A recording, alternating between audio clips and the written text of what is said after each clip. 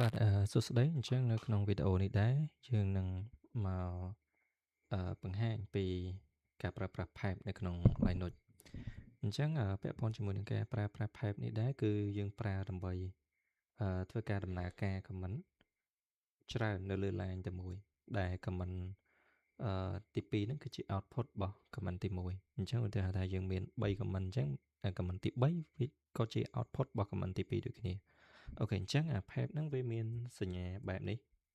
សញ្ញាប្រឈរបែបនេះអូខេអញ្ចឹងយើងសាក while list មើល ls-la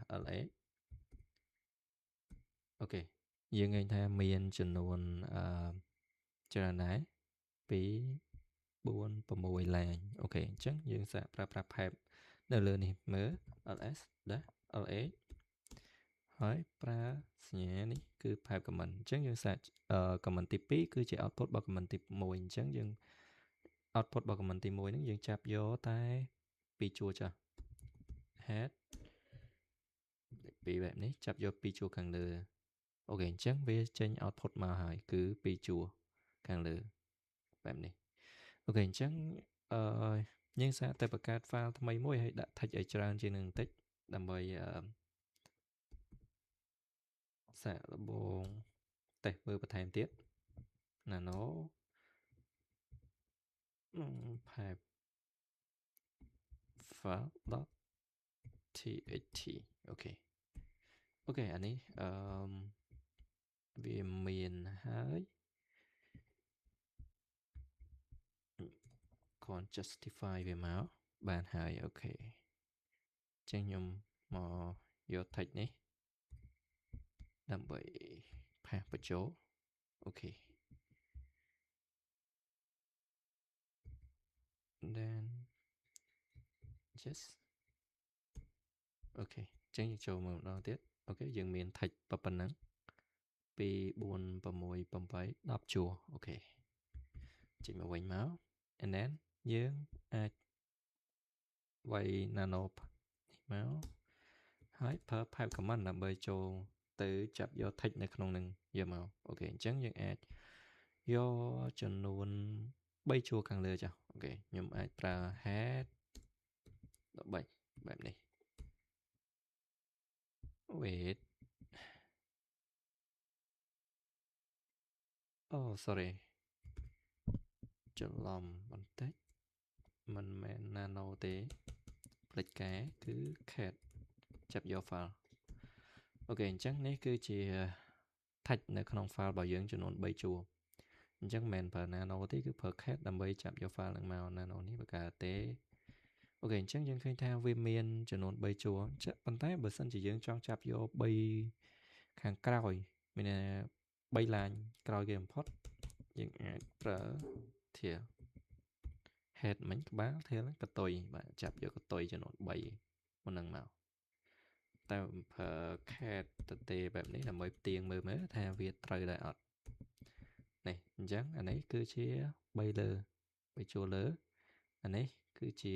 3 line ខាងក្រោមនេះ3 line ក្រោមអូខេអញ្ចឹងសាកប្រើចំនួន3មានថា3 comment ក្នុង line តែមួយវិញអូខេអញ្ចឹងប្រើ cat ទីដដែល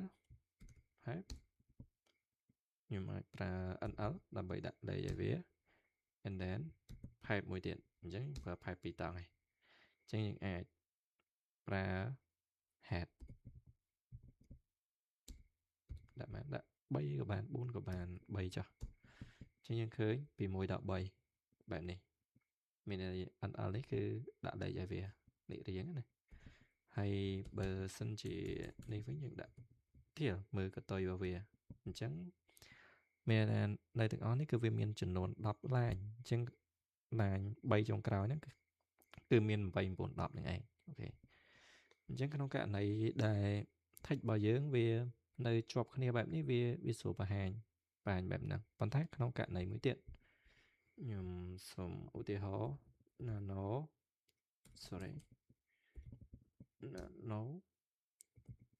test.txt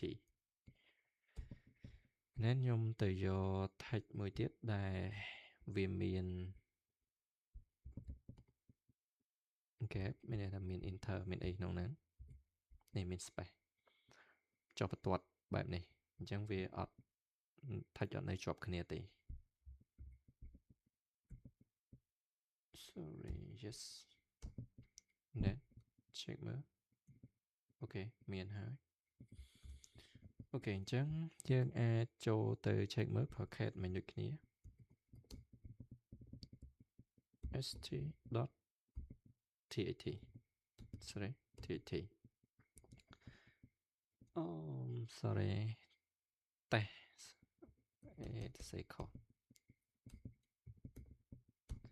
អូខេអញ្ចឹងនៅក្នុងតេស្តនេះគឺមានច្រើនមែនប៉ុន្តែយើងមើលទៅយើងមានenter វាអត់ touch អត់នៅជាប់គ្នាណាអញ្ចឹងនៅពេលដែលយើងប្រើ cat.tat pipe nl ហើយពេលយើងឧទាហរណ៍ថា nl ត្រូវហើយ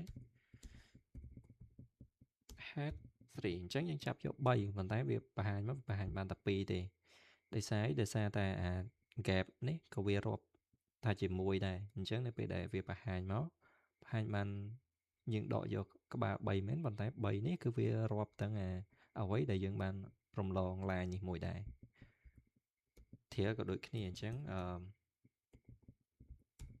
បាទគឺ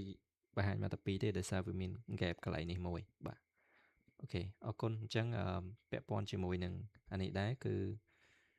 មានតែប៉ុណ្្នឹងបាទអរគុណ